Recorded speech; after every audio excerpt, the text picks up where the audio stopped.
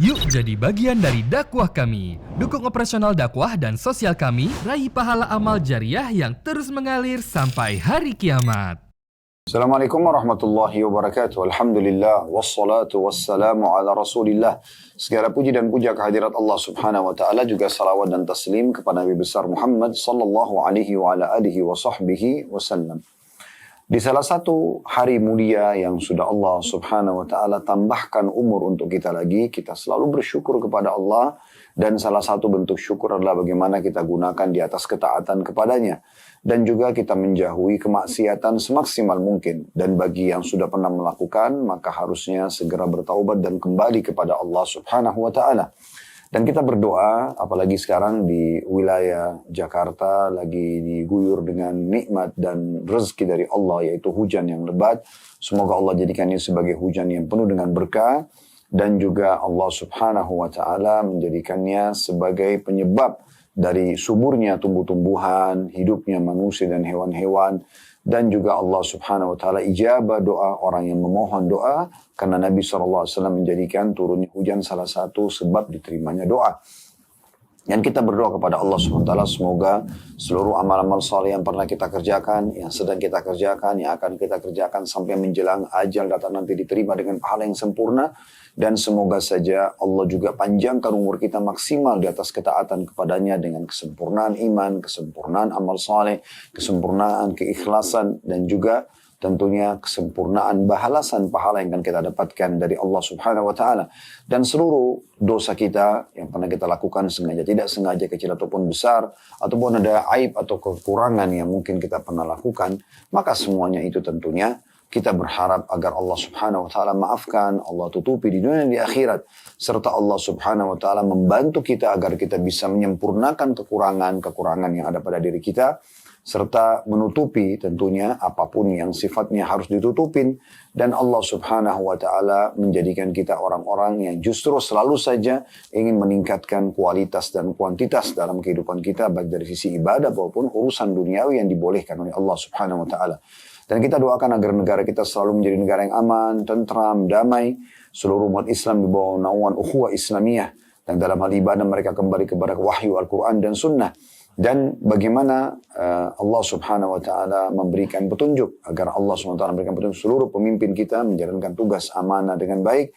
Serta juga menjadikan kita masyarakat yang selalu gotong royong, bekerjasama dengan pemerintah dalam hal-hal yang bukan berbau maksiat kepada Allah. Sehingga negara kita menjadi negara yang maju dan juga menjadi contoh bagi negara-negara yang lain. Selalu kita doakan saudara kita terutama di Gaza, ya, yang sedang tertindas sekarang. Mereka sedang mengalami musim dingin dan mereka tidak memiliki tempat tinggal, tidak ada makanan, tidak ada air.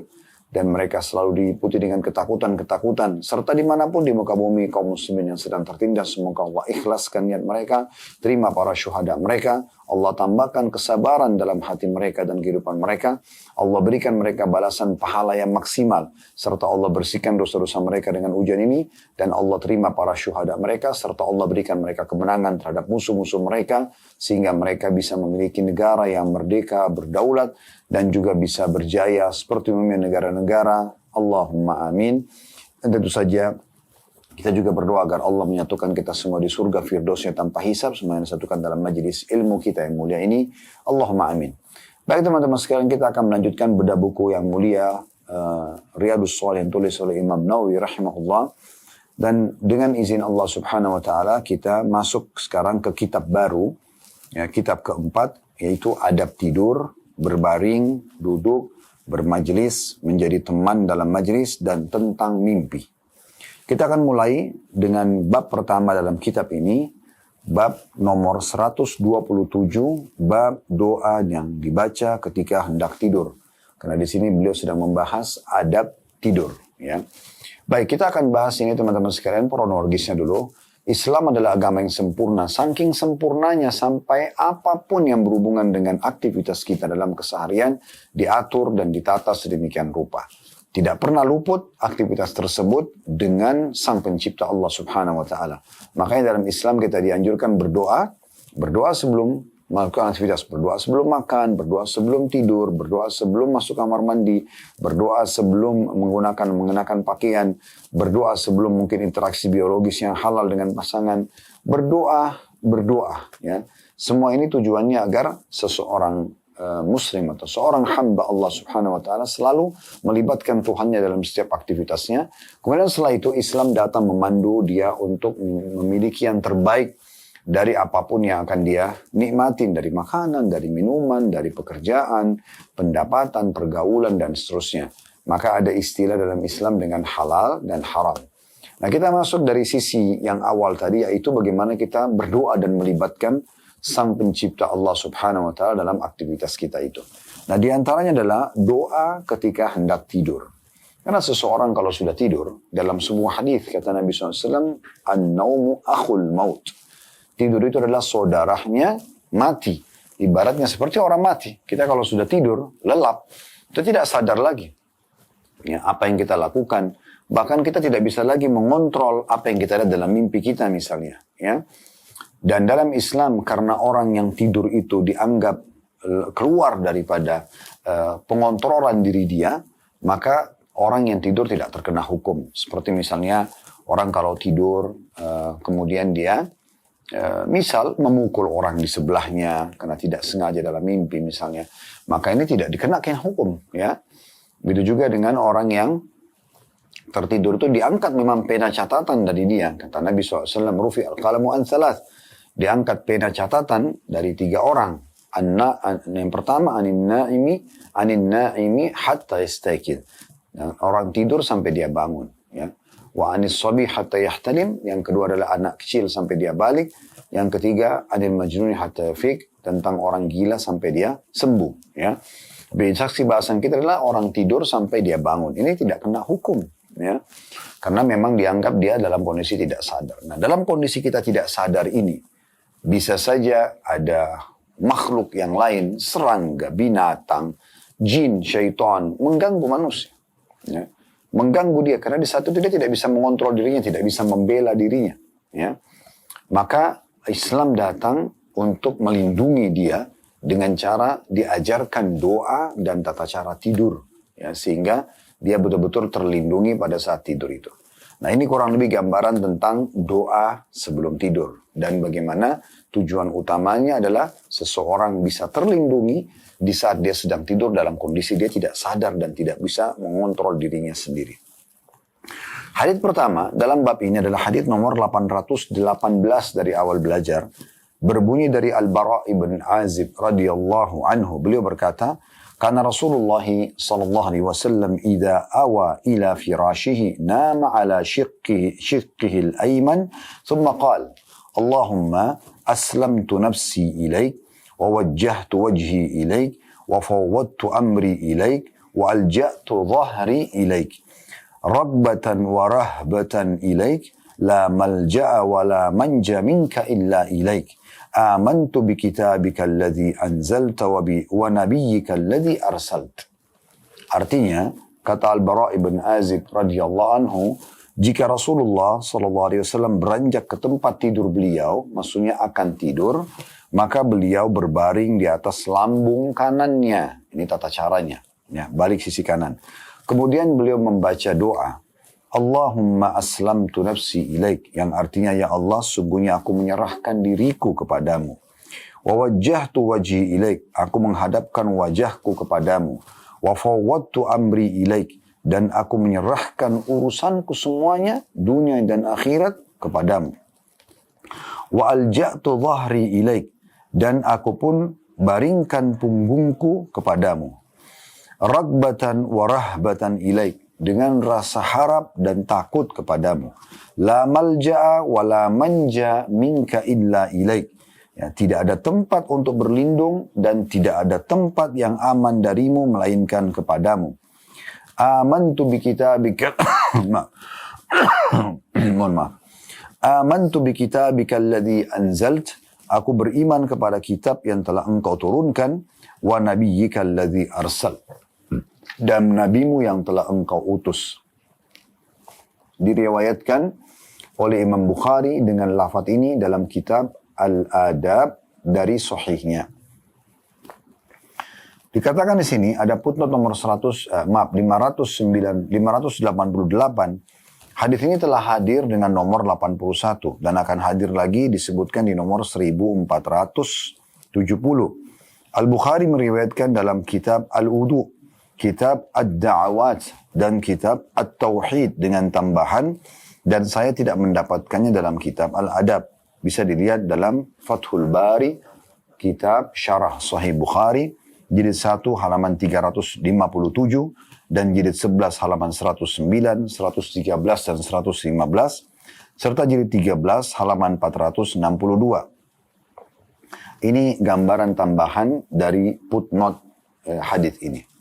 Baik, hadis ini teman-teman sekalian diriwayatkan oleh Al-Bara ibn Azib radhiyallahu anhu, dan sekaligus kita jadikan sebagai faedah pertama, yaitu kecerdasan sahabat yang mulia ini Al-Bara ibn Azib radhiyallahu anhu, di mana beliau ya radhiyallahu anhu menyampaikan kepada kita tentang satu sikap dan perbuatan Nabi SAW yang baik di saat beliau akan tidur. Dan beliau tidak langsung menyampaikan doanya, tetapi beliau menggambarkan dulu bahwasanya Nabi SAW kalau mau tidur, beliau membaca seperti ini. Dengan cara balik dulu di sisi kanan lambung beliau, kemudian baru membaca doa ini. Ini salah satu doa yang dibaca oleh Nabi SAW. Pelajaran yang kedua, ada satu riwayat yang menguatkan riwayat ini dan mirip adalah, kita langsung masuk dulu ke bagaimana seseorang muslim dianjurkan untuk menjaga lafaz doa sesuai dengan ajaran Nabi SAW. Semaksimal mungkin dia menukil seperti apa yang diajarkan oleh Nabi SAW. Tanpa dia ubah, tanpa dia tambah, tanpa dia kurangi. Di sini ada satu riwayat, tapi tidak disebutkan dalam buku kita. Dari Al-Bara ibn Azib juga radhiyallahu anhu. Beliau pada saat diajarkan doa ini, atau menyebutkan doa ini, di hadapan Nabi SAW, Nabi SAW sempat berkata kepada dia, ya, pada saat dia menghafal doa ini, dia mengatakan, Amantu bi kitabika alladhi anzalta wa bi nabiyyika alladhi arsalt, atau wa bi rasulika alladhi arsalt. Artinya, aku beriman kepada kitabmu yang telah engkau turunkan ya Allah, ini di akhir lafaz doa tadi ya, dan kepada rasulmu yang engkau utus. Ya. Tapi Nabi SAW mengatakan tidak. Ucapkanlah wabi nabiyyika alladhi arsalt, dan nabimu yang telah engkau utus. Sebenarnya kalau dalam pengaturan grammar dalam bahasa Arab, wabi rasulika alladhi arsalt, ini tepat sekali, tidak salah. Dan rasulmu yang telah engkau utus. Bahasa wa rasulika alladhi arsalt. Rasul, arsal, ini adalah kalimat yang masih bisa sinkron ya satu sama yang lain. Tapi karena Nabi SAW ajarkan bukan menggunakan kata Rasul, tapi menggunakan kata Nabi, wabi nabiyyika alladhi arsalt, dengan nabimu atau aku beriman kepada nabimu yang kau utus, maka Nabi SAW tetap mengembalikan agar orang atau seorang muslim kalau menghafal, dia kembali kepada lafaz yang diajarkan oleh baginda Nabi alaihi salatu wassalam. Jadi kita harus jaga kemurnian lafaz doa yang diajarkan oleh baginda Nabi alaihi salatu wassalam. Ini salah satu adab yang sangat baik dalam mempelajari hadis-hadis Nabi alaihi salatu wassalam, dan juga menjaga kemurnian ajaran beliau termasuk doa-doa dan zikir dengan lafaz yang beliau telah ucapkan. Baik, pelajaran yang ketiga adalah adanya anjuran agar tidur membalik sisi kanan. Ya. Ini jangan dilalaikan. Jangan dilalaikan. Usahakan setiap suami dan istri, ya, ataupun orang secara individu kalau dia belum berumah tangga, maka dia balik sisi kanan. Dan kita membiasakan juga anak-anak kita dari kecil, mereka biasa balik di sisi kanan. Ya. Jadi balik menghadap sisi kanan. Jadi jelas gitu ya. Ajaran Nabi SAW. Nah, orang kalau balik sisi kanan itu jauh lebih sehat tentunya. Ya. Karena jantung dia tidak ketekan. Kalau dia balik sisi kiri, kemungkinan jantungnya sedikit agak ketekan. Apalagi kalau sampai tengkurap. Ya, ini adalah larangan Nabi SAW. Dan ini adalah cara tidurnya atau cara berbaringnya ahli neraka. Bukan cara tidur, tapi cara berbaring maksud saya. Dan ini dilarang oleh Nabi SAW. Kita tidur di atas perut kita. Jadi kalau kita tidur, maka kita tidurnya balik sisi kanan. Dan ini usahakan selalu dilakukan. Dalam riwayat-riwayat lain, Nabi SAW juga meletakkan telapak tangan kanan beliau di bawah pipi beliau. Kemudian balik di sisi kanan lambungnya SAW. Ini pelajaran yang bisa kita ambil dari hadis yang ketiga tentang adanya perintah untuk balik di sisi kanan. Kemudian pelajaran yang keempat yang bisa diambil dari hadis adalah ajaran doa Nabi SAW tadi yang sudah kita bacakan. Mohon maaf. Jadi dianjurkan untuk menjaga doa ini. Ya. Dan di pelajaran yang kita ambil sekarang adalah rincian daripada doa ini sendiri. Ini sudah langsung kita satukan dalam satu faedah tersendiri ya. Makna daripada Allahumma aslamtu nafsi ilaik. Ya Allah, aku serahkan diriku kepadamu. Nah, ini bahasa yang luar biasa nih. Bagaimana seorang hamba betul-betul menyerahkan secara totalitas dirinya kepada Tuhannya Allah subhanahu wa ta'ala. Ini satu hal yang luar biasa. Karena memang tadi saya bilang orang kalau tidur dia tidak bisa mengontrol dirinya di luar daripada kemampuan dia. Maka bagaimana dia serahkan jiwa dan raga ini kepada pemiliknya Allah subhanahu wa ta'ala. Makanya kita bilang Allahumma inni aslamtu nafsi ilaik. Ya Allah, aku serahkan diriku kepadamu. Dan ini bagian dari hal yang luar biasa dalam doa. Ya. Kemudian juga wawajjahtu wajhi ilaik, dan aku mengarahkan wajahku kepadamu. Maksudnya adalah bagaimana aku pada saat tidur ini aku tetap selalu berada ya di arah yang engkau inginkan ya Allah. Ya, di jalan yang engkau inginkan. Aku tidak ingin kalaupun dalam tidur meninggal dunia dalam kondisi jauh darimu. Kemudian wa fawwadtu amri ilaik. Aku serahkan semua urusanku. Ya, sekarang aku mau tidur ya Allah. Aku nggak tahu ini nanti selamatkah, tidak selamatkah, apa yang terjadi di saat tidur. Maka fawwadtu amri ilaik. Aku kembalikan semua urusanku kepadamu. Semua urusanku. Apapun urusan dikembalikan kepada Allah subhanahu wa ta'ala. Maksudnya urusan dunia, pekerjaanku, keluargaku dan segala macam. Kemudian juga urusan akhiratku. Urusan amal-amal yang aku sudah kerjakan. Dan bagaimana keselamatan di akhirat. Ini potongan pendek dari doa tapi maknanya luar biasa. Fawwadtu amri ilaik, aku serahkan seluruh urusanku kepadamu. Ini maknanya dalam sekali. Ya. Kemudian wa alja'tu dhahri ilaik, dan aku baringkan punggungku kepadamu. Maksudnya aku tidur ini mengikuti tata cara yang engkau telah perintahkan. Ya.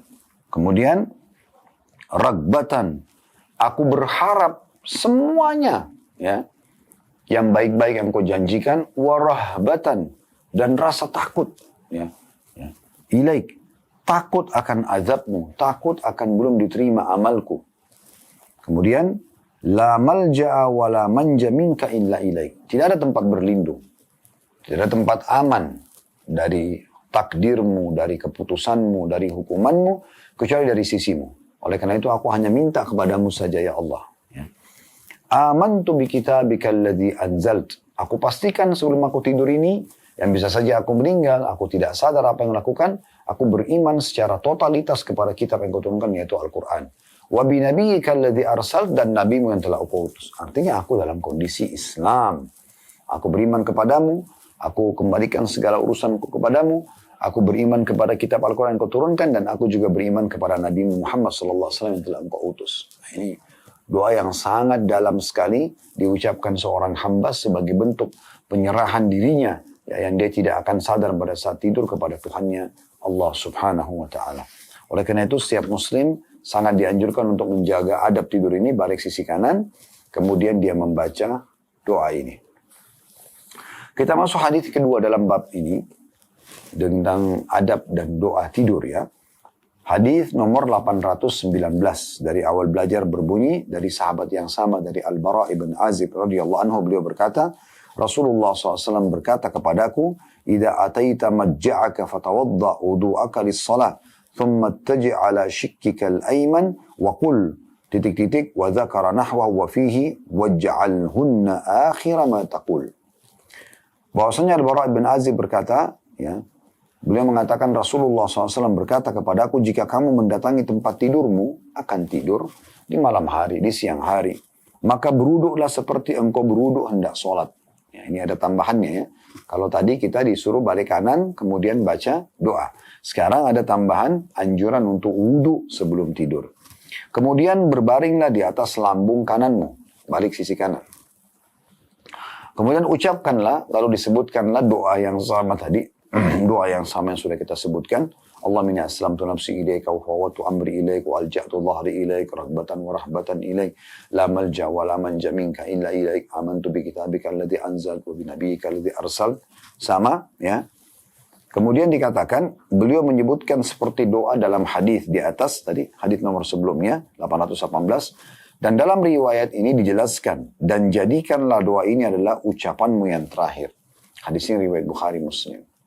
Nah, kita langsung saja ngambil pelajaran dari hadis ini. Kalau tadi kita sempat mengambil sekian banyak pelajaran dari hadis yang pertama, di sini kita tambahkan pelajaran pertama dari hadis ini adanya anjuran menyempurnakan hadis sebelumnya dalam adab tidur, balik sisi kanan dan baca doa. Maka di sini ditambahkan dengan berwudu sebelum tidur. Wudu seperti wudu sholat. Tentu wudu banyak sekali keutamaannya. Terlalu banyak keutamaan dalam wudu. Yang akan menjadi cahaya pada hari kiamat. Kemudian, dan karena itulah Nabi SAW mengenal kita nanti sebagai umatnya. Sebagaimana beliau SAW waktu ditanya. Atau beliau mengatakan, aku ingin sekali ketemu dengan saudara-saudaraku. Kata para sahabat, kami saudara-saudara anda ya Rasulullah. Kata Nabi SAW, bukan. Kalian adalah sahabat-sahabatku, saudara-saudaraku yang datang nanti sepeninggalku. Nah, kita ini ya, setelah meninggal Nabi SAW, kita ada beriman kepada beliau SAW. Maka para sahabat mengatakan, bagaimana anda mengenal mereka ya Rasulullah? Ya, nanti maksudnya di hari kiamat, sementara tidak ketemu di dunia. Maka kata Nabi SAW, bukankah seseorang pemilik kuda-kuda yang banyak bisa membedakan antara kudanya yang di bagian dahi, ya, bagian depan bulu, bagian dahinya kuda itu, dan keempat kakinya berwarna putih. Ya. Badannya mewarna coklat, warna hitam, intinya di titik ini, di daerah dahi dan keempat kakinya, semuanya warna putih. Bisa dibandingkan dengan dari kuda-kuda yang lain. Kata para sahabat, tentu ya Rasulullah, kata Nabi SAW, begitulah umatku nanti akan datang, yang dari tempat wudhu mereka memancarkan cahaya yang terang. Jadi, akan mendatangkan cahaya pada hari kiamat. Belum lagi, kata Nabi SAW, siapa yang berwudu dan menyempurnakan, membaguskan wudunya, maka akan berjatuhan bersama dengan tetesan air terakhir dari wudu tersebut. Semua dosa-dosanya. Jadi kalau dia membasuh tangan, dia kumur-kumur, membasuh hidung, kemudian wajah, kepala, kaki, ini semuanya akan menggugurkan semua dosa-dosa yang ada dari anggota-anggota tubuh ini. Ini luar biasa keutamaan daripada wudu itu sendiri. Nah, dalam Islam wudu bukan hanya untuk sholat, tapi wudu juga dilakukan pada saat orang sedang akan tidur, ya, seperti dalam riwayat ini, atau orang sedang dalam kondisi emosi dan dia tidak bisa mengontrol emosinya, karena untuk meredam daripada emosi dan gejolak yang dilahirkan oleh syaitan dengan cara berwudu misalnya ya. Atau dia mau mengejar keutamaan wudu, setiap batal dia wudu lagi misalnya, sehingga dia dalam keadaan suci. Semua ini adalah hal-hal yang dianjurkan dalam Islam. Ini pelajaran pertama. Salah satu adab pada saat mau tidur adalah wudu seperti wudu sholat. Kemudian, mohon maaf. Adanya pelajaran kedua yang bisa diambil dari hadis. Sebenarnya di sini ada penyebutan lagi balik sisi kanan ya, tapi ini sudah kita ambil sebagai faedah di hadis yang pertama tadi, maka kita tidak ulangi. Kita langsung saja masuk kepada faedah kedua dan penutupan dari hadis nomor 819 ini. Anjuran Nabi SAW agar menjadikan doa tadi yang kita baca di hadis nomor 818. Ya. Itu Allahumma inni aslamtu nafsi ilaika wa fawwadtu amri wa wajjahtu wajhi ilaika wa fawwadtu amri ilaika wa alja'tu dhahri ilaik raghbatan wa rahbatan ilaik la malja wa la manja minka illa ilaik amantu bi kitabika alladhi anzalta wa bi nabiyyika alladhi arsalt. Ini kata Nabi SAW, jadikan akhir ucapanmu. Maksudnya apa? Kalau ada zikir-zikir doa sebelum tidur, zikir dan doa sebelum tidur, seperti anjuran untuk membaca ayat kursi, membaca Al-Ikhlas 3 kali, An-Nas 3 kali, Al-Falaq 3 kali, membaca Allah Subhanallah 33, Alhamdulillah 33, Allah Akbar 34. Kemudian cukup banyak doa-doa zikir mau tidur ya, seperti Bismikallahumma amutu wa ahya. Maka semua itu dibaca dulu, kemudian baru kita jadikan doa tadi 800 di hadis nomor 818 adalah doa terakhir yang kita baca pada saat kita ingin pejamkan mata kita. Nah, ini adanya anjuran di sini disebutkan waj'alhunna akhira ma taqul, dan jadikan itu adalah akhir ucapanmu sebelum engkau pejamkan mata. Hadis selanjutnya nomor 820. Berbunyi dari Aisyah radhiyallahu anha, beliau berkata, "Kana Nabi sallallahu alaihi wasallam yusalli min al-laili 11 rak'ah. Fa idza tala'a al-fajr shalla rak'atayn khafifatayn, thumma ittaja'a ala shikkihi al-ayman hatta yaji'a al-mu'adhdhin fayu'dhinuhu atau fayu'dhinahu." Nabi sallallahu alaihi wasallam salat malam itu 11 rakaat. Dan jika fajar menyingsing, beliau sholat 2 rakaat ringan. Kemudian berbaring di atas samping kanannya hingga muadzin datang dan memberitahukan kepada beliau. Hadis ini riwayat Bukhari dan juga Muslim. Hadis ini, hadis nomor 820 teman-teman, langsung saja kita korek faedahnya. Ya.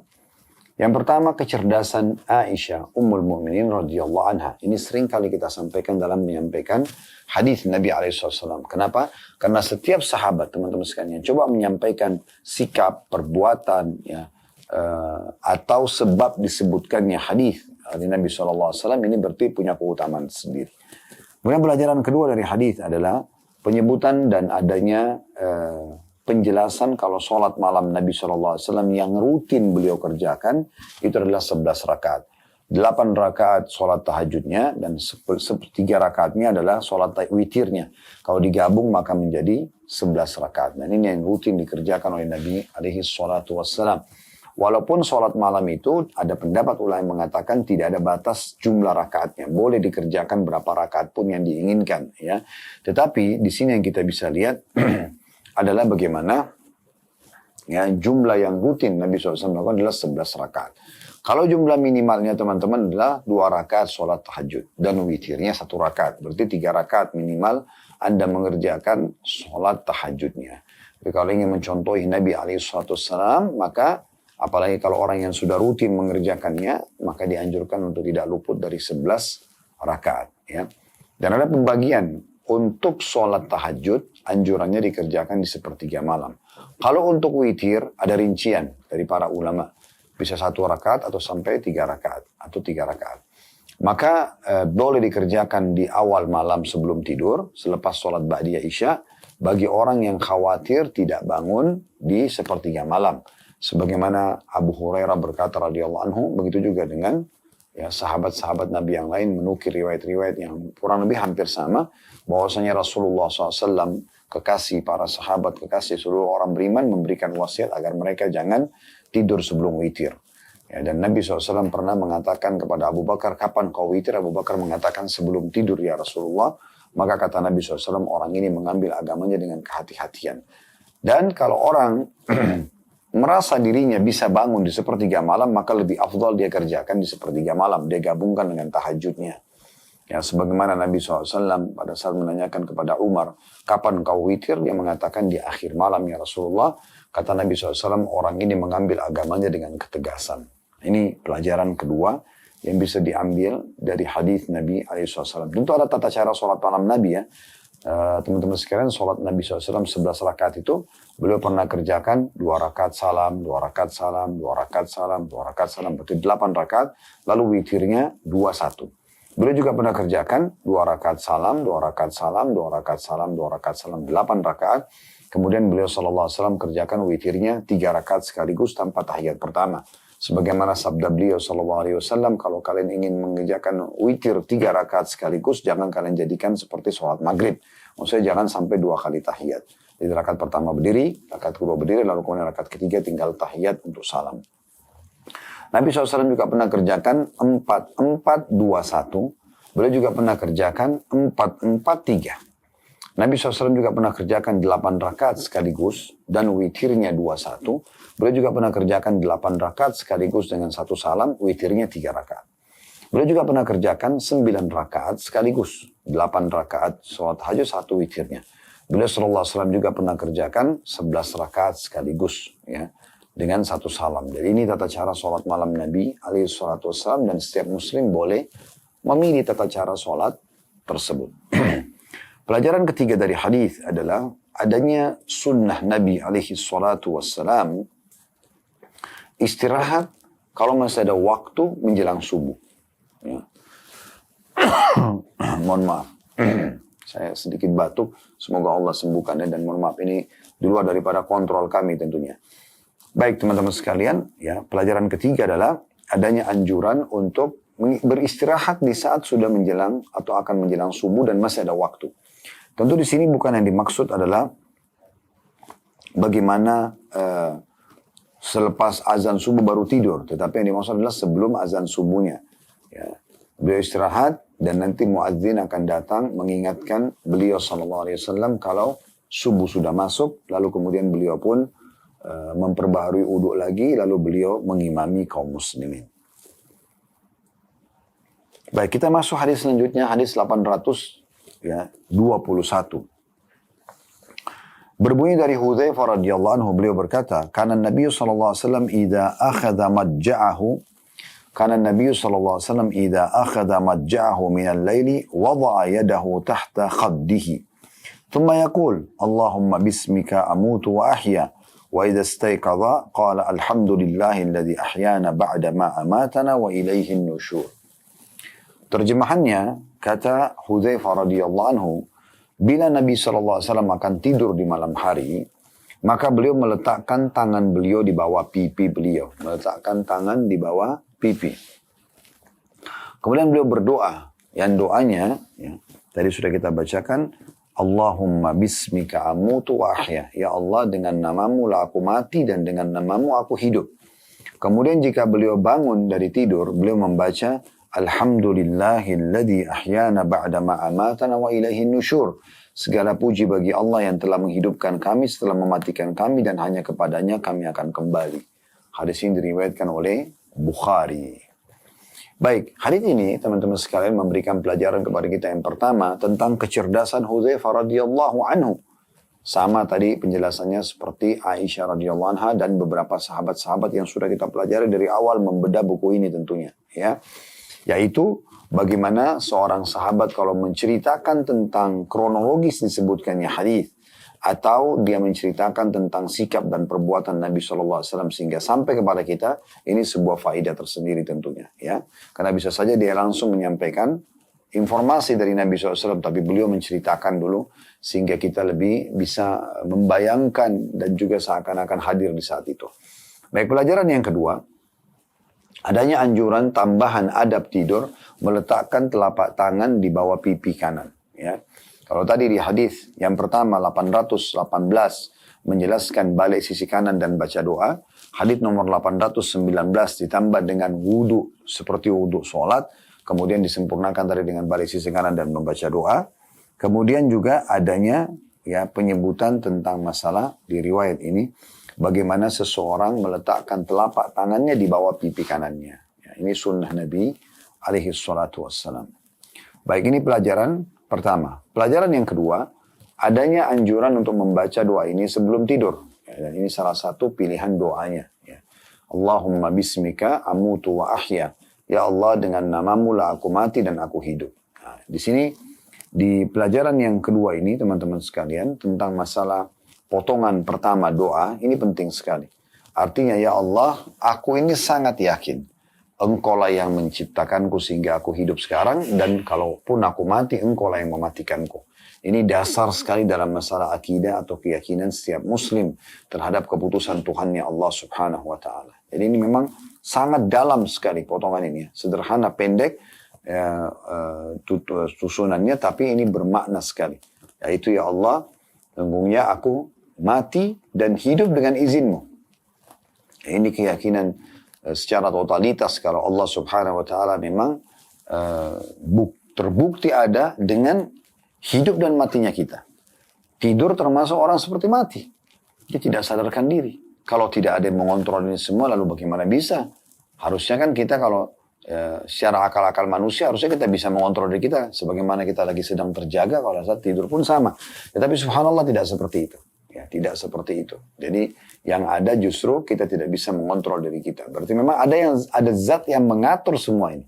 Ada zat yang mengatur semuanya. Ini poin penting sekali untuk kita garis bawah. Ini maknanya sangat dalam. Ya Allah, dengan namamu lah aku mati dan aku hidup. Ya, dan dia membahasakan di sini dalam doa, aku mati dan aku hidup. Kenapa mati didahulukan? Karena memang Orang kalau tidur itu, saya sudah bahasakan tadi di awal, sebagaimana sabda Nabi SAW, an-naumu akhul maut, tidur adalah saudaranya kematian itu sendiri. Ya.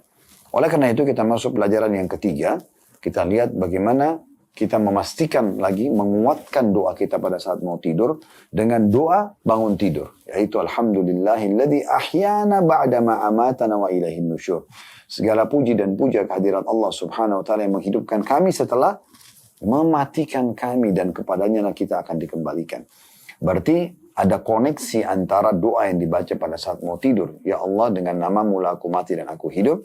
Kemudian pada saat bangun tidur kita mengatakan segala puji bagi Allah yang telah menghidupkan kami setelah mematikan kami. Perhatikan, tidur dibahasakan juga di sini dengan mati, ya.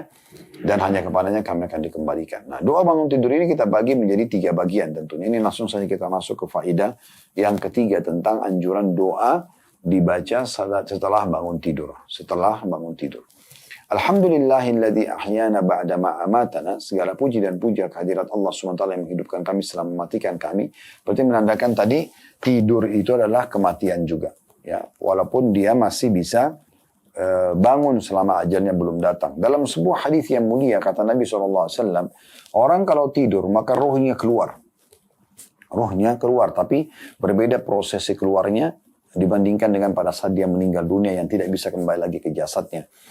Maka rohnya keluar. Kata Nabi SAW, kalau Allah masih berikan dia umur, Allah kembalikan ruhnya padanya. Maka hiduplah dia menyambung sisa ajalnya atau sisa umurnya.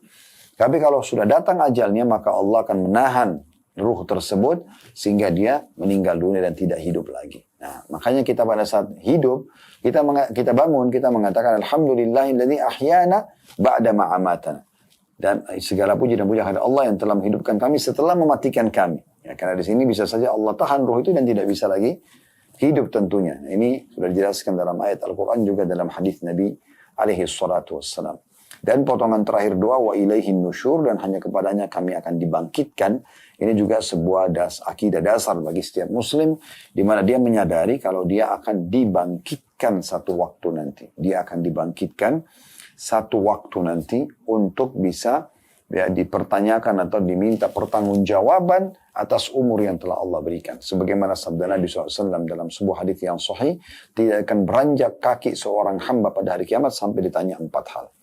Umurnya di mana dia habiskan, masa mudanya, ya, dia pakai untuk apa saja, ilmunya yang dia pernah pelajari, gitu kan, dan juga hartanya. Maka semua ini akan diminta pertanggungjawaban nanti pada hari kiamat. Allahu a'lam. Baik, ini doa yang kita baca pada saat mau tidur dan bangun tidur. Jadi ini opsi yang lain. Kalau Anda bisa gabungkan sangat baik. Kalau tadi kan yang pertama, Allahumma inni aslamtu nafsi ilaik, ya wajjahtu wajhi ilaik, wa fawwadtu amri ilaik, wa alja'tu dhahri ilaik, ya. Raghbatan wa rahbatan ilaik, la malja wa la manja minka illa ilaik. Ini doa yang pertama, bismika Allahumma amutu wa ahya. Ini juga ada doa. Kemudian juga ada anjuran untuk dibaca doa pada saat bangun tidur. Alhamdulillahilladzi ahyana ba'da ma amatana wa ilaihin nusyur. Kita masuk 2 buah hadis terakhir dalam bab kita ini. Hadis nomor 822 dari Ya'ish bin Tikhfah Al-Ghifari radhiyallahu anhu. Beliau berkata, Qala abi bainama ana muttaji'un fil masjidi ala batni idza rajulun yuharrikuni birijlihi faqala inna hadhi daj'atun yubghiduha Allah. Qala fanadhartu fa idza Rasulullah sallallahu alaihi wasallam. Terjemahannya, kata Ya'ish bin Tikhfal Ghifari radhiyallahu anhuma, dia dan ayahnya sahabat. Ayahku berkata, maksudnya Tikhfa radhiyallahu anhu, ketika aku sedang berbaring di masjid di atas perutku, maksudnya tengkurap atau telungkup, ya.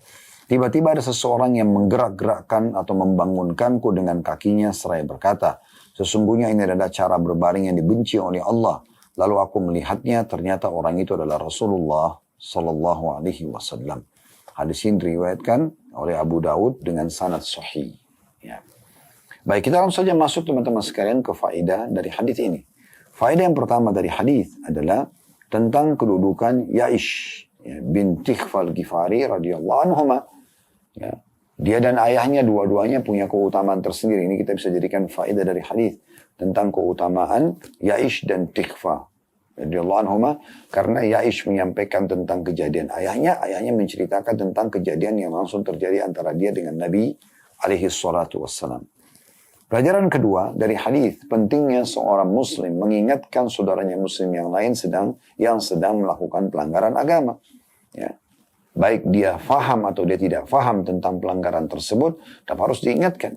Di sini bagaimana waktu Tikhfa radhiyallahu anhu al-Ghifari tidur dan dia telungkup ya, telungkup ya tepatnya, tidur di atas perutnya, maka Nabi SAW menggerakkan atau membangunkan dia dengan kaki beliau SAW yang mulia dan mengingatkan ini cara tidur yang salah yang dibenci oleh Allah. Jadi pentingnya seseorang mengingatkan saudaranya muslim yang sedang salah. Pelajaran ketiga tentang tidak bolehnya tidur sambil telungkup. Yang boleh tadi adalah tidur balik ke sisi kanan lambung dan juga meletakkan telapak tangan di bawah pipi. Nah, ini sunnah Nabi SAW dan diikuti dengan doa-doa tentunya ya. Nah, di sini tidak boleh tidur tengkurap dan ini adalah atau telungkup, ini adalah tidur yang dibenci oleh Allah Subhanahu wa taala.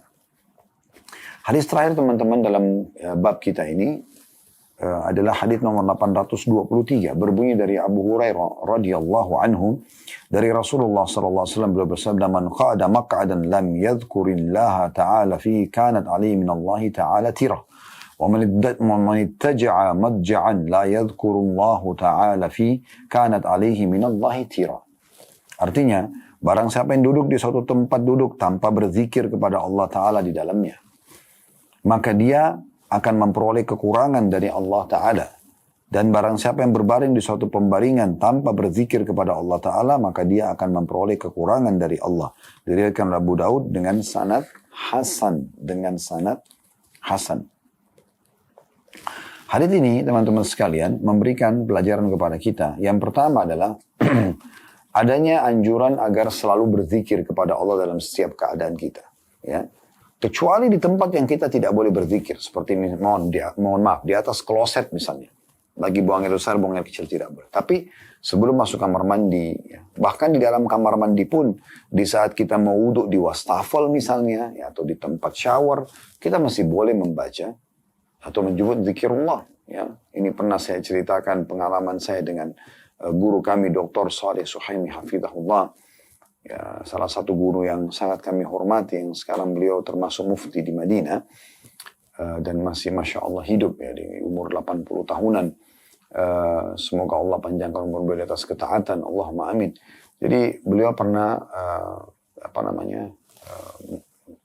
pada saat awal menikah dengan salah satu istri beliau adalah orang kita, orang Indonesia. Semoga Allah juga langgengkan rumah tangga mereka, Allahumma amin. Dan Allah karuniai sekarang seorang anak wanita, anak perempuan yang sudah balik juga. Yang jelas teman-teman sekalian, pada saat awal menikah sempat Syekh ini masuk ke kamar mandi. Kemudian beliau pada saat di wastafel, beliau baca bismillah sambil wudhu. Istrinya waktu itu kebetulan karena baru nikah belum terlalu paham bahasa Arab. Karena di hotel di Jakarta di suite room, saya di ruang tamu. Istrinya sempat berkata dari dalam ruangan, Ustaz, dari dalam kamar utama, Ustaz tolong ditanyakan kepada Syekh. Tadi saya lihat beliau masuk ke kamar mandi dan beliau sedang berwudu dan baca bismillah di wastafel. Apakah boleh menyebut nama Allah di dalam kamar mandi? Maka Syekh Saleh pun menyampaikan, dan saya terjemahkan waktu itu, sampaikan kepada dia, kepada istri saya ini, kalau yang tidak boleh adalah di klosetnya. Tapi di wastafel, di shower itu, boleh saja orang kalau berwudu dengan menyebut nama Allah. Jadi tempat yang tidak boleh hanya klosetnya saja. Ya, Allahu a'lam, itu sebatas ilmu yang kami ketahui dan kami dapatkan dari guru kami tentunya. Nah, tapi selain daripada ini kita dianjurkan untuk selalu berzikir kepada Allah SWT. Bahkan masuk kamar mandi pun sebelum masuk kita sudah berzikir. Keluar kita berzikir. Ya. Jadi usahakan kita tidak, mohon maaf, ya, kita tidak pernah luput dari berzikir kepada Allah Subhanahu Wa Taala. Saya pernah juga hadiri majelis Profesor Dr. Abdul Razak Badr, hafizahullah, salah satu juga ulama di Saudi. Sebenarnya di Masjid Nabawi waktu itu selepas salat subuh beberapa tahun yang lalu, beliau sempat membahas tentang doa keluar kamar mandi.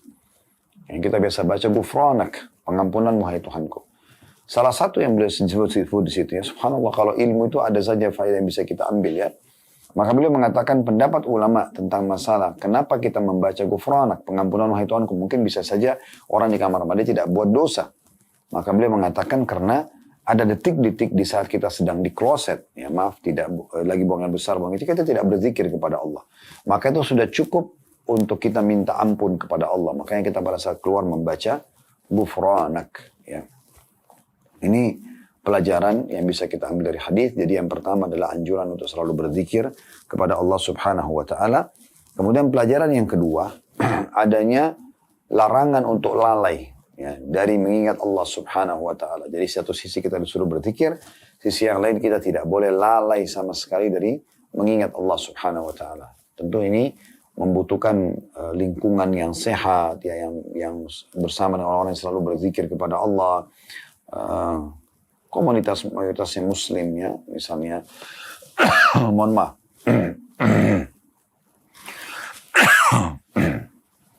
mohon maaf teman-teman sekalian.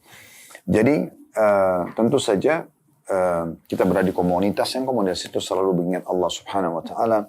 Kita pun dalam kondisi memang selalu saja berusaha ya berijtihad, berusaha mendekatkan kepada Allah sehingga Allah mudahkan kita selalu ingat kepadanya. Karena kalau Allah membuat kita ingat kepadanya, kita bisa berzikir, kita bisa berdoa, kita bisa berada di atas jalan yang benar, maka semua itu adalah bentuk kasih sayang Allah Subhanahu wa taala kepada kita. Berarti ini satu hal yang harus kita juga lahirkan keadaan tersebut ya sih, supaya kita selalu berzikir kepada Allah. Karena kalau orang yang tidak berzikir kepada Allah, kita masuk ke faedah ketiga dari hadis, yaitu dia akan kena ancaman tirah.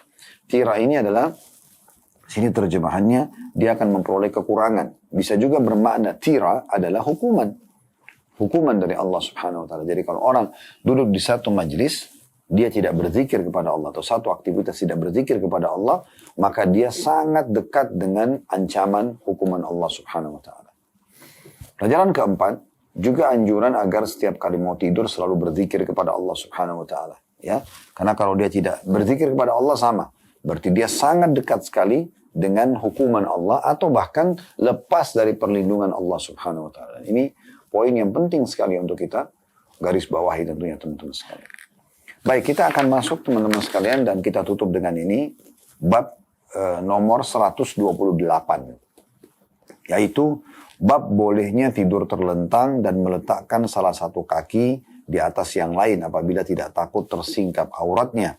Dan bolehnya duduk bersila atau duduk sambil kedua kakinya dilipat ke perut dengan kedua tangannya. Hadis pertama dalam bab ini, nomor 824, berbunyi dari Abdullah bin Zaid radhiyallahu anhu, annahu ra'a Rasulullah sallallahu alaihi wasallam mustalqiyan fil masjid wadi'an ihda rijlaihi 'ala al-ukhra. Bahwasanya dia melihat Rasulullah SAW berbaring terlentang di masjid, meletakkan salah satu kakinya di atas kaki yang lain. Hadis ini riwayat Bukhari dan juga Muslim. Riwayat ini teman-teman sekalian memberikan lagi gambaran kepada kita, tambahan informasi tentang tidur yang dibolehkan dalam Islam. Yaitu orang tidur terlentang. Kalau tadi kan telungkup itu dilarang. Tidur di atas perut kita. Tapi kalau kita balik sekarang perut kita yang di atas terlentang, ini juga dibolehkan. Jadi berarti ada pilihan ya. Boleh balik sisi kanan, boleh terlentang. Dan pada saat terlentang ini juga dibolehkan ya, seseorang menumpukan kakinya satu sama yang lain, kanan dan kiri satu sama yang lain. Baik, ini pelajaran pertama dari hadis, bahwasanya ya, kita ambil pelajaran pertama kecerdasan Abdullah bin Zaid radhiyallahu anhu, di mana beliau yang menyampaikan kepada kita tentang tata cara tidur Nabi SAW ini. Mohon maaf teman-teman sekalian. Kemudian pelajaran yang kedua yang bisa diambil dari hadis ini tentang bolehnya orang tidur terlentang. Ya. Pelajaran yang ketiga yang bisa diambil tentang bolehnya orang tidur dalam masjid. Ya. Jadi boleh saja karena Nabi SAW pernah tidur di dalam masjid. Dan pelajaran yang terakhir yang keempat adalah bolehnya orang menumpukan kakinya satu sama yang lain kalau tidurnya terlentang. Baik, kita masuk hadis kedua dalam bab ini, nomor 825 dari awal belajar, berbunyi dari Jabir bin Samurah radhiyallahu anhu. Beliau berkata, "Kana Nabi sallallahu alaihi wasallam idza shalla al-fajr tarabba'a fi majlisihi hatta tatlu'a asy-syamsu hasna'a." Apabila Nabi SAW telah usai melaksanakan sholat fajar atau subuh, beliau duduk bersila hingga matahari terbit dengan terang. Hadis ini sahih, diriwayatkan oleh Abu Daud dan lainnya dengan sanad-sanad yang sahih.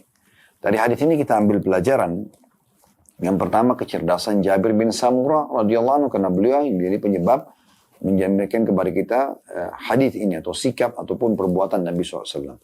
Pelajaran kedua dari hadis adalah tentang adanya sunnah Nabi SAW selepas subuh untuk duduk bersila sampai terbit matahari. Nah, ini dikuatkan dengan riwayat lain yang kata Nabi, atau banyak riwayat yang menyebutkan kalau Nabi SAW memang selepas subuh seringkali duduk sampai terbit matahari. Cuma hadis ini lebih terinci dengan dikatakan bersila. Dan ada hadis Nabi SAW yang lain, siapa yang sholat subuh berjamaah di masjid, kemudian dia duduk berzikir sampai terbit matahari, kemudian sholat 2 rakaat, maksudnya sholat duha di sini, maka pahalanya sama dengan haji dan umrah, sempurna. Berarti memang ada anjuran untuk duduk selepas subuh sampai terbit matahari.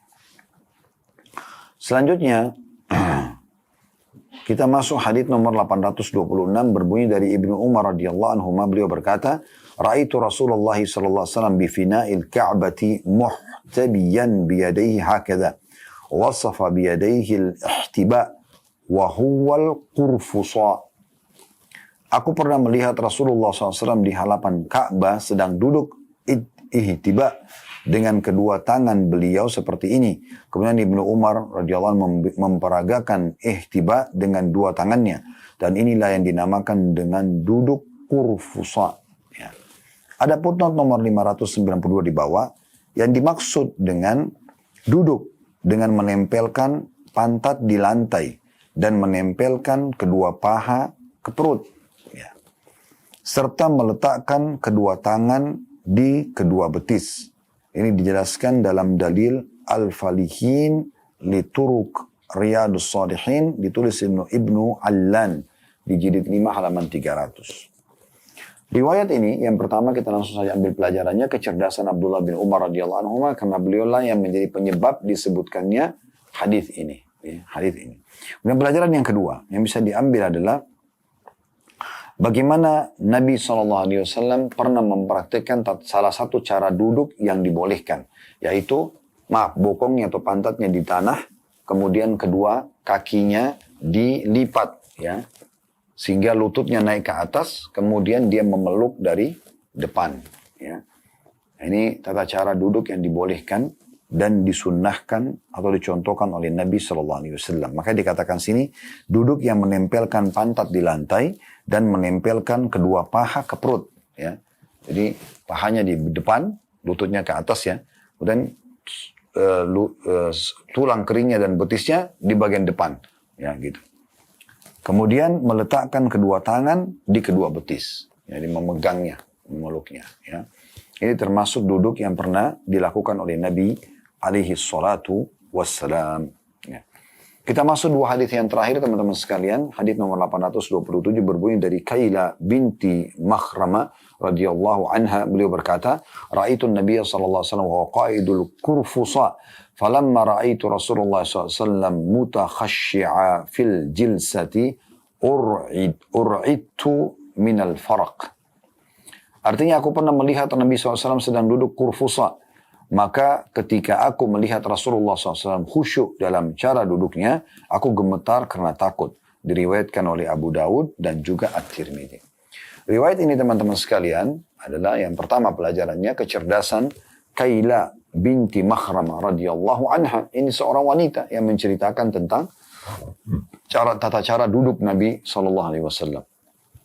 Pelajaran kedua, bolehnya wanita menuntut ilmu dalam agama Islam, bahkan menukil ilmu agama itu dan menjadi pengajar.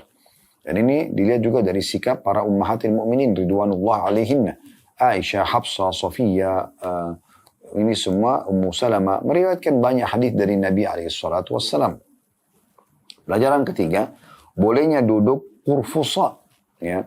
Dan ini menandakan kalau duduk ini bisa mendatangkan kekhusyuan atau orang lebih konsentrasi. Jadi sudah saya gambarkan tadi, kita duduk dengan bokong kita di tanah, kemudian paha kita dilipat ke perut, kemudian tangan memegang bagian lutut, ya, sehingga itu bagian betis, sehingga bisa duduk sambil berzikir kepada Allah Subhanahu wa taala. Ya. Hadis terakhir nomor 828 dari Ash-Shadid bin Suwaid radhiyallahu anhu. Beliau berkata, marra bi Rasulullah SAW wa ana jalisun hakada wa qad wada'tu yadi al-yusra khalfa dhahri wattaka'tu ala aliyati yadi faqal ataq'udu ki'datal maghdubi alaihim. Rasulullah SAW pernah melewatiku ketika aku sedang duduk begini. Aku meletakkan tangan kiriku di belakang punggungku. Dan aku bersandar pada pangkal ibu jari tanganku. Maka beliau bersabda, apakah kamu duduk seperti cara duduknya orang-orang yang dimurkahi oleh Allah? Diriwayatkan oleh Abu Daud dengan sanad sahih. Nah, untuk memperjelas ini kita lihat ada footnote nomor 593 di bawah. Alia yang dimaksud dengan di sini adalah pangkal jempol tangan dan apa yang ada di bawahnya. Dan yang dimaksud ini adalah orang-orang yang dimurkahi oleh Allah adalah orang-orang Yahudi. Jadi hadits ini memberikan gambaran kepada kita yang pertama, tentu pelajarannya kecerdasan Asy-Syadid bin Suwaid radhiyallahu anhu di mana beliau menukir riwayat ini kepada kita dan menceritakan tentang kronologisnya, yaitu dia pernah duduk ya dengan cara meletakkan tangan kirinya di belakang punggungnya. Jadi orang biasa duduk, kemudian tangan kiri ini ditaruh di belakang ya, seperti orang yang coba bersandar dengan telapak tangan kirinya menopang tubuhnya sambil dia coba bersandar dengan telapak tangan kirinya. Dan aku bersandar pada pangkal ibu jari tanganku. Nah ini tadi dia meletakkan telapak tangannya di belakang punggungnya, kemudian dia bersandar. Ya, seperti itu. Maka Nabi SAW menegurnya di sini. Jadi kita ambil pelajaran pertama, kecerdasan Asy-Syadid bin Suwaid radhiyallahu anhu, Nabi yang menukil kisah ini. Kemudian pelajaran yang kedua, tentang adanya duduk yang dilarang oleh Nabi SAW dengan meletakkan telapak tangan di belakang punggung, ya, kemudian bernopang dengan ibu jari atau telapak tangan kita ini. Kemudian yang ketiga adalah, ini adalah cara duduknya orang-orang Yahudi yang kita dianjurkan untuk bertolak belakang dengan mereka tentunya. Allahu a'lam. Baik, ini yang kita bisa pelajari teman-teman sekalian, dan insya Allah kedepannya kita akan lanjutkan bab baru, bab 129 tentang adab majlis dan teman duduk. Baik, saya mengajak teman-teman sekalian untuk mendukung channel dakwah ini dengan YouTube subscribe, like, dan juga loncengnya. Selalu sebarluaskan agar bertambah follower yang ada. Tujuannya bukan masalah income-nya, tapi tujuannya adalah bagaimana Anda punya andil bersama kami di pahala. Itu teman-teman di Instagram, di Facebook, di TikTok, di follow, kemudian di share, ya, diberikan komen-komen positif. Dan bukan cuma itu, bukan cuma channel kami, dukung semua, bukan cuma channel kita ini, tapi dukung semua channel yang menyampaikan dakwah Islam agar Anda punya andil bersama para ustadz-ustadz kita dalam menyebarkan agama Allah dan juga mempertahankan sunnah Nabi SAW. Serta juga saya mengajak teman-teman yang ingin partisipasi bersama kami di kegiatan sosial bisa ikut di Yayasan Khalid Basalamah. Brandnya adalah Yayasan Sedekah Kreatif. Anda bisa menjadi donatur tetap di sana, dan cukup banyak sekali aktivitas sosial yang bisa kami lakukan atau biasa kami lakukan. Kemudian juga teman-teman yang berminat untuk melaksanakan ibadah haji dan umrah bisa bergabung bersama travel yang Allah amanahkan di pundak kami, yaitu Uhud Tour. Anda bisa lihat jadwalnya di medsos Uhud Tour tentunya. Untuk teman-teman sekalian, kalau ada benar dari Allah Subhanahu wa taala, kalau ada salah dari saya mohon dimaafkan. Subhanakallahumma bihamdika, asyhadu an la ilaha illa anta astaghfiruka wa atubu ilaik. Wassalamualaikum warahmatullahi wabarakatuh.